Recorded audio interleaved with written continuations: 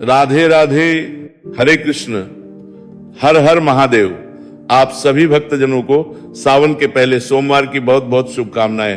प्रिय भक्तजनों, आज 3 अगस्त दिन सोमवार है, सावन महीने का पहला सोमवार है और आज सावन मास के कृष्ण पक्ष की पंचमी तिथि है, जो कि रात 10:54 पर समाप्त होगी और ब्रह्म मुहूर्त सुबह 4:26 से 5:14 तक रहेगा। सूर्योदय होगा, सुबह 6:02 पर सूर्यास्त होगा, शाम 7:03 पर राहु काल सुबह 7:30 से 9 बजे तक रहेगा। आज आप सुनने वाले हैं सावन मास महात्म्य का 5वां अध्याय और इसके साथ ही अन्य कथाएं भी आप सुनेंगे। आपको ये कथाएं हमारे चैनल पर अच्छी लग रही है, कमेंट बॉक्स में ये बताने के लिए आप सबका बहुत बहुत आभार। प्रिय श्रोताओं, अब सुनिए सावन मास महात्म्य का 5वां अध्याय, जिसमें भगवान शिव बोले, हे सनत कुमार, करोड़ पार्थिव लिंगों के महात्म्य तथा पुण्य का वर्णन नहीं किया जा सकता। जब मात्र एक का महात्म्य नहीं कहा जा सकता तो फिर भला करोड़ लिंगों के विषय में तो कहना ही क्या। मनुष्य को चाहिए कि करोड़ लिंग निर्माण असमर्थता में 1 लाख लिंग बनाए या 1000 लिंग या 100 लिंग ही बनाए। यहां तक कि एक ही लिंग बनाने से भी मेरी सन्निधि मिल जाती है। षडाक्षर मंत्र से 16 उपचारों के द्वारा भक्ति पूर्वक मन से भगवान शिव की पूजा करनी चाहिए। ग्रह यज्ञ के साथ उद्यापन करना चाहिए, उसके बाद करना चाहिए और फिर ब्राह्मणों को भोजन कराना चाहिए। हे संत कुमार, इस अनुष्ठान को करने वाले की अकाल मृत्यु नहीं होगी। यह व्रत बांझपन को दूर करने वाला, सभी विपत्तियों का नाश करने वाला तथा सभी संपत्तियों की वृद्धि करने वाला है। मृत्यु के पश्चात वह मनुष्य कल्प पर्यंत मेरे समीप कैलाश वास करता है। जो मनुष्य श्रावण मास में पंचामृत से शिव जी का अभिषेक करता है, वह सदा पंचामृत का पान करने तथा गोधन से संपन्न अत्यंत मधुर भाषण करने वाला तथा त्रिपुर के शत्रु भगवान शिव को प्रिय होता है। जो इस मास में अनुदान व्रत करने वाला तथा विषयान ग्रहण करने वाला होता है, वह व्रीहि आदि सभी प्रकार के धान्यों का अक्षय निधि स्वरूप हो जाता है। पत्तल पर भोजन करने वाला श्रेष्ठ मनुष्य स्वर्ण पात्र में भोजन करने वाला तथा शाक को त्याग करने से शाक करता हो जाता है। श्रावण मास में केवल भूमि पर सोने वाला कैलाश में निवास प्राप्त करता है। इस मास में एक भी दिन प्रातःकाल स्नान करने से मनुष्य को 1 वर्ष स्नान के फल का भागी कहा गया है। इस मास में जितेंद्रिय होने से इंद्रिय बल प्राप्त होता है। इस मास में स्फटिक पाषाण मृत्तिका, मरकतमणि पिष्ट, धातु, चंदन, नवनीत आदि से निर्मित अथवा अन्य किसी भी शिवलिंग में, साथ ही किसी स्वयं अविर्भूत न हुए लिंग में श्रेष्ठ पूजा करने वाला मनुष्य सैकड़ों ब्रह्म हत्या को कर डालता है। किसी तीर्थ क्षेत्र में सूर्य ग्रहण या चंद्र ग्रहण के अवसर पर 1 लाख जप से जो सिद्धि होती है, वह इस मास में 1 बार के जप से ही हो जाती है। अन्य समय में जो 1000 नमस्कार और प्रदक्षिणाएं की जाती हैं, उनका जो फल होता है वह इस मास में 1 ही बार व्रत करने से प्राप्त हो जाता है। मुझको प्रेम इस श्रावण मास के वेद पारायण करने पर सभी वेद मंत्रों पूर्ण रूप से सिद्धि हो जाती है। श्रद्धा युक्त होकर इस मास में 1000 बार पुरुष का पाठ करना चाहिए अथवा कलयुग में उसका 4 गुना पाठ करना चाहिए अथवा वर्ण संख्या का 100 गुना पाठ करना चाहिए। और वह भी करने में असमर्थ हो तो आलस्यहीन होकर मात्र 100 पाठ करने चाहिए। ऐसा करने वाला मनुष्य ब्रह्म हत्या आदि पापों से मुक्त हो जाता है। इसमें कोई संदेह नहीं। पत्नी के साथ संसर्गजन्य पाप के लिए यही महान प्रायश्चित है। इसके समान पुण्यप्रद, पवित्र तथा पाप नाशक कुछ भी नहीं है। पुरुष सूक्त के जप के बिना इस मास में 1 भी दिन व्यतीत नहीं करना चाहिए। जो मनुष्य इस फल को अर्थवाद कहता है, वह नरकगामी होता है। इस महीने में समिधा, चारू, तिल और घी से ग्रह यज्ञ होम करना चाहिए। शिव जी के रूपों का भली भांति ध्यान आदि करके धूप, गंध, पुष्प, नैवेद्य आदि से पूजन करना चाहिए और अपनी सामर्थ्य के अनुसार लक्ष्य अथवा 10 सहस्त्र करना चाहिए। 100 के 7 तिलों के द्वारा भी यह ग्रह यज्ञ नामक किया जाता है। हे सनत कुमार, इसके बाद अब मैं वारों के व्रतों का वर्णन करूंगा। आप सुनिए हे अनक। उनमें सर्वप्रथम मैं आपको रविवार का व्रत बताऊंगा। इस संबंध में एक प्राचीन इतिहास को कहते हैं। प्रतिष्ठानपुर में सुकर्मा नामक एक दृष्ट था। वह दरिद्र और भिक्षावृत्ति में लगा रहता था। एक बार वह धन्य मांगने के लिए घूमते घूमते नगर में गया। उसने किसी एक गृहस्थ के घर में मिलकर रविवार का उत्तम व्रत करती हुई स्त्रियों को देखा। तब उसे देखकर वे स्त्रियां परस्पर कहने लगी कि इस पूजा विधि को शीघ्रता पूर्वक छुपा लो। इस पर वह भी उन स्त्रियों से बोला, हे श्रेष्ठ स्त्रियों, आप लोग इस व्रत को क्यों छुपा रही है? समांचित वाले सज्जनों के लिए परमार्थी स्वार्थ है। मैं दरिद्र तथा इस श्रेष्ठ व्रत को सुनकर मैं भी इसे करूंगा, अतः आप लोग इस व्रत का विधान व फल अवश्य बताएं। स्त्रियां बोली, हे द्विज, इस व्रत के करने में आप अनुमाद तथा प्रमाद करेंगे अथवा भूल जाएंगे अथवा इसके प्रति अभक्ति अनास्था रखने लगेंगे, अतः आपको यह व्रत कैसे बताऊं? उनकी यह बात सुनकर उनमें जो एक प्रभाव स्त्री थी वह उस ब्राह्मण से व्रत तथा व्रत की विधि बताने लगी कि हे श्रावण मास के शुक्ल पक्ष के प्रथम रविवार को मौन होकर उठ करके शीतल जल से स्नान करें, उसके बाद अपना नित्य कर्म संपन्न करके पान के एक शुभ तल पर रक्त चंदन से सूर्य के समान पूर्ण गोलाकार 12 परिधियों वाला सुंदर मंडल बनाएं। उस मंडल में रक्त चंदन से संज्ञा सहित सूर्य का पूजन करें। उसके बाद घुटनों के बल भूमि पर झुककर 12 मंडलों पर अलग चंदन तथा कुसुम से मिश्रित अर्घ्य श्रद्धा भक्ति पूर्वक सूर्य को विधिवत प्रदान करें और लाल अक्षत तथा अन्य उपचारों से पूजन करें। उसके बाद मिश्री से युक्त नारिकेल के बीज का अर्पित करके आदित्य मंत्रों से सूर्य की स्तुति करें और श्रेष्ठ 12 मंत्रों से 12 नमस्कार तथा प्रदक्षिणाएं करें। उसके बाद 6 तत्वों से बनाए गए सूत्र में 6 तत्वों से बनाए गए ग्रंथियां अर्थात गांठ लगाकर देवेश सूर्य अर्पण करके उसे अपने गले में बांधे और पुनः 12 फलों से युक्त वायन ब्राह्मण को प्रदान करें। इस व्रत की विधि को किसी के सामने नहीं सुनाना चाहिए।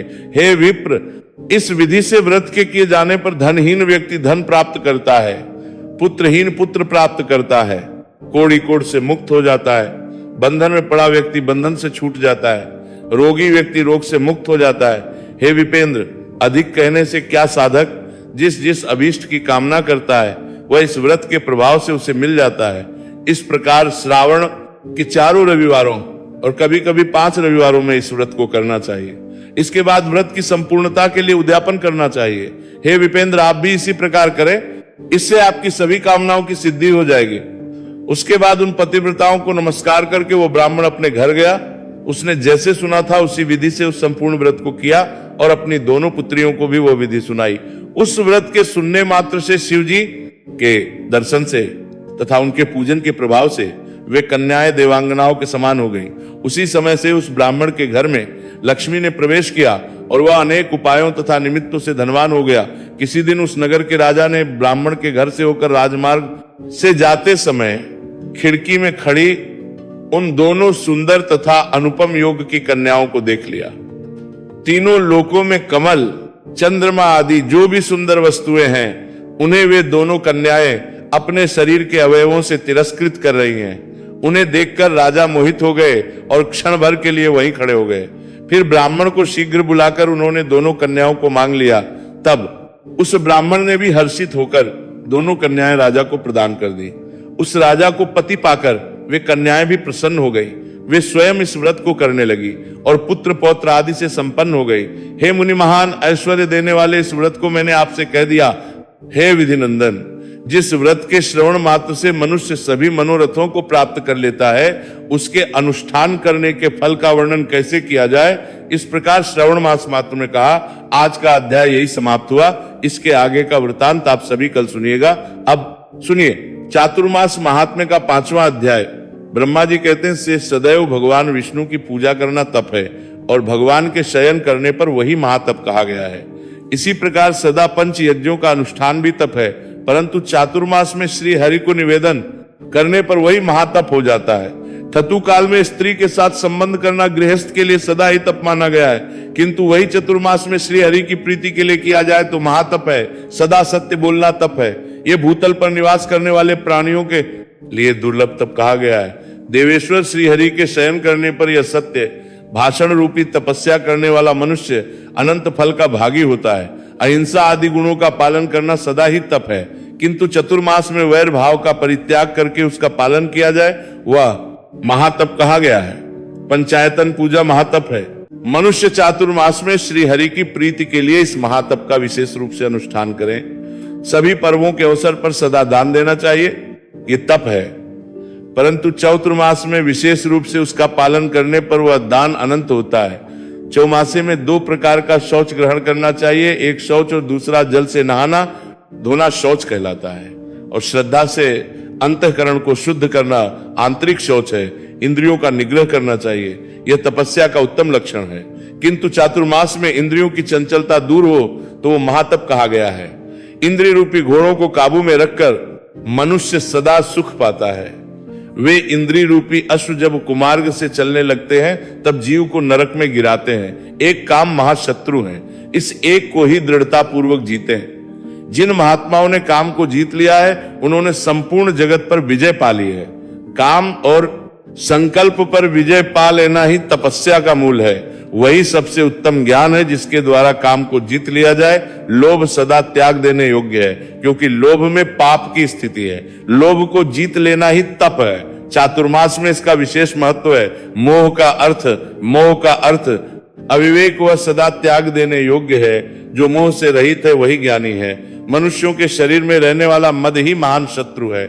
यूं तो सदा ही, किंतु चातुर्मास में विशेष रूप से उसका निग्रह करना चाहिए। मान बड़ा भयंकर शत्रु है, वह सब प्राणियों के भीतर निवास करता है और उसे क्षमा द्वारा जीतना चाहिए। चातुर्मास में उसे जीतना अधिक गुणकार होता है। ईर्ष्या भी महान पातक का कारण है, अतः विद्वान पुरुष चातुर्मास में उसको जीते। जिसने उसे जीत लिया उसने तीनों लोग जीत लिए। अहंकार के वशीभूत वे अजितेंद्रिय मुनि धर्म मार्ग को छोड़कर कुमार्ग के कर्म करने लगते हैं। अतः अहंकार का परित्याग करके मनुष्य सदैव सुख पाता है। विशेषतः चातुर्मास में अहंकार के त्याग का महान फल है। यह तपस्या का मूल है। जो मनुष्य श्री विष्णु के शयन काल में प्रतिदिन एक समय भोजन करता है उसे यज्ञ का फल मिलता है। जो मनुष्य चातुर्मास में प्रतिमास नित्य चंद्रायण व्रत करता है उसके पुण्य का वर्णन नहीं किया जा सकता। जो भगवान विष्णु के शयन काल में कृष्ण व्रत का सेवन करता है वह पाप राशि का नाश करके वैकुंठ में भगवान का पार्षद है। ऐसी जो चातुर्मास में केवल दूध पीकर रहता है उसके सहस्त्र पाप तत्काल विलीन हो जाते हैं। यदि धीर पुरुष चौमासे में नित्य परिमित अन्न का भोजन करता है तो वह सब पातकों का नाश करके वैकुंठ धाम पाता है। चौमासे में एक ही अन्न का भोजन करने वाला मनुष्य रोगी नहीं होता। जो क्षार लवण का सेवन करने वाला नहीं है उसमें पाप का अभाव हो जाता है। चौमासे में विष्णु की प्रसन्नता के लिए फलाहार करने वाला मनुष्य बड़े बड़े पापों से मुक्त हो जाता है। जो कंदमूल का आहार करता है वह अपने 7 पूर्वजों का भी घोर नरक से उद्धार करके भगवान विष्णु के लोक में जाता है। जो प्रतिदिन चौमासे में केवल जल पीकर रहता है उसे रोज रोज अश्वमेध यज्ञ का फल प्राप्त होता है। जो मनुष्य चौमासे में श्री हरि की प्रीति के लिए शीत और वर्षा सहन करता है उस पर प्रसन्न हो जगन्नाथ उसे अपने आप को दे डालते हैं। जो मन ही मन में प्रसन्न हो जुन्ने मनुष्य में प्रसन्न हो, जो मन ही मन को सीले मनुष्य में प्रसन्न हो, भगवान नारायण का चिंतन करके इस परम पवित्र और पाप की शुद्धि हेतु भूत पुराण को सुनता अथवा पढ़ता है वह मरकर मोक्ष को प्राप्त होता है। प्रिय भक्तजनों, इस प्रकार चातुर्मास महात्म्य का 5वां अध्याय पूर्ण हुआ। 6ठा अध्याय आप सभी कल के अध्याय में सुनिएगा। अब सुनिए सीता नितनेम की कहानी। ये कहानी सीता माता कहती थी और भगवान श्री राम इसे सुना करते थे। एक दिन भगवान को किसी काम के लिए बाहर जाना पड़ गया तो सीता माता कहने लगी कि भगवान मेरा तो 12 वर्ष का नित्यनेम नित्य नियम है, अब आप बाहर जाएंगे तो मैं अपनी कहानी किसे सुनाऊंगी। श्री राम ने कहा कि तुम कुएं की पाल पर जाकर बैठ जाना और वहां जो औरतें पानी भरने आएंगी उन्हें अपनी कहानी सुना देना। सीता माता कुएं की पाल पर जाकर बैठ जाती हैं। एक स्त्री आई, उसने रेशम की जरी की साड़ी पहन रखी थी और सोने का घड़ा ले रखा था। सीता माता उसे देख कहती है कि बहन मेरा 12 वर्ष का नित्यनेम सुन लो। पर वह स्त्री बोली कि मैं तुम्हारा नित्यनेम सुनूंगी तो मुझे घर जाने में देर हो जाएगी और मेरी सास मुझसे लड़ेगी। उसने कहानी नहीं सुनी और चली गई। उसकी रेशम जरी की साड़ी फट गई, सोने का घड़ा मिट्टी के घड़े में बदल गया। सास ने देखा तो पूछा कि ये किसका दोष अपने सिर लेकर आ गई है। बहू ने कहा कि कुएं पर एक औरत बैठी थी, उसने कहानी सुनने के लिए कहा लेकिन मैंने सुनी नहीं जिसका यह फल मिला। बहू की बात सुनकर अगले दिन वही साड़ी और घड़ा लेकर सास कुएं की पाल पर गई। सास को वहीं माता सीता बैठी मिली तो माता सीता ने कहा कि बहन मेरी कहानी सुन लीजिए। सास बोली कि एक बार छोड़, मैं तो 4 बार कहानी सुन लूंगी। राम आए, लक्ष्मण आए, देश के पुजारी आए, नित्यनेम का नेम लाए। आओ राम, बैठो राम, तपी रसोई जियो राम, माखन मिश्री खाओ राम, दूध बताशा पियो राम, सूत के पलका मोठो राम, शाल दुशाला पोठो राम, शाल दुशाला ओढ़ो राम, जब बोलूं जब राम ही राम, राम संवारे सबके काम खाली, घर भंडार भरेंगे, सबका बेड़ा पार करेंगे। श्री राम जय जय राम। सास बोली कि बहन कहानी तो बहुत अच्छी लगी। कहानी सुनकर सास घर चली गई और उसकी साड़ी फिर से रेशम जरी की बन गई। मिट्टी का घड़ा फिर सोने के घड़े में बदल गया। बहू कहने लगी, सासू माँ आपने ये सब कैसे किया? सास ने कहा कि बहू तू दोष लगा के आई थी और मैं अब दोष उतार कर आ रही हूं। बहू ने फिर पूछा कि वो कुएं वाली स्त्री कौन है? सास बोली कि वे सीता माता थी, वे पुराने से नया कर देती हैं, खाली घर में भंडार भर देती हैं, वो लक्ष्मी जी का वास घर में कर देती हैं, आदमी की जो भी इच्छा हो उसे पूरा कर देती हैं। बहू बोली कि ऐसी कहानी मुझे भी सुना दो। सास बोली कि ठीक है तुम भी सुनो, और सास ने कहानी शुरू की। राम आए लक्ष्मण आए, देश के पुजारी आए, नित नेम का नेम लाए, आओ राम बैठो, राम तपी रसोई जियो राम, माखन मिश्री खाओ राम, दूध बताशा पियो राम, सूत के पलका मोठो राम, शाल दुशाला पोठो राम, शाल दुशाला ओढ़ो राम, जब बोलूं जब राम ही राम, राम संवारे सबके काम खाली, घर भंडार भरेंगे, सबका बेड़ा पार करेंगे। श्री राम जय जय राम। कहानी सुनकर बहू बोली कि कहानी तो बहुत अच्छी है। सास ने कहा कि ठीक है, इस कहानी को रोज कहा करेंगे। अब सास बहू रोज सवेरे उठती, नहाती धोती और पूजा करने के बाद नित्यनेम की सीता की कहानी कहती। एक दिन उनके यहाँ एक पड़ोस की औरत आई और बोली कि बहन जरा सी आंच देना। तो वो बोली कि आंच तो अभी हमने जलाई नहीं। पड़ोसन ने कहा कि तुम सुबह 4 बजे से उठकर क्या कर रही हो? फिर उन्होंने कहा कि सुबह उठकर हम पूजा करते हैं, फिर सीता माता की नित्यनेम की कहानी कहते हैं। पड़ोसन ने उनकी बात सुनकर फिर कहा कि सीता माता की कहानी कहने से तुम्हें क्या मिला? वे बोली कि इनकी कहानी कहने से घर में भंडार भर जाते हैं, सारे काम सिद्ध होते हैं, मन की इच्छा भी पूरी होती है। पड़ोसन कहती है कि बहन रसी कहानी तो मुझे भी सुना दो। फिर वे बोली कि ठीक है तुम भी ये कहानी सुन लो। राम आए लक्ष्मण आए, देश के पुजारी आए, नित्यनेम का नेम लाए, आओ राम बैठो राम, तपी रसोई जियो राम, माखन मिश्री खाओ राम, दूध बताशा पियो राम, सूत के पलका मोठो राम, शाल दुशाला पोठो राम, शाल दुशाला ओढ़ो राम, जब बोलूं जब राम ही राम, राम संवारे सबके काम खाली, घर भंडार भरेंगे, सबका बेड़ा पार करेंगे। श्री राम जय जय राम। सारी कहानी सुनने के बाद पड़ोसन कहने लगी बहन कहानी तो मुझे बहुत अच्छी लगी। अब वो पड़ोसन भी नित्यनेम सीता माता की कहानी कहने लगी। कहानी कहने से सीता माता ने पड़ोसन के भी भंडार भर दिए। अब तो पूरे मोहल्ले में नित्यनेम की कथा चल पड़ी, हर किसी की मनोकामना पूरी होने लगी। हे सीता माता, जैसे आपने उनके भंडार भरे वैसे ही आप हमारे भी भंडार भरना, कहानी सुनने वाले के भी और हुंकार भरने वाले के भी। सभी प्रेम से बोलिए सीता माता की जय। आप सभी को एक बार फिर से सावन मास के पहले सोमवार की ढेरों शुभकामनाएं। जय श्री कृष्णा।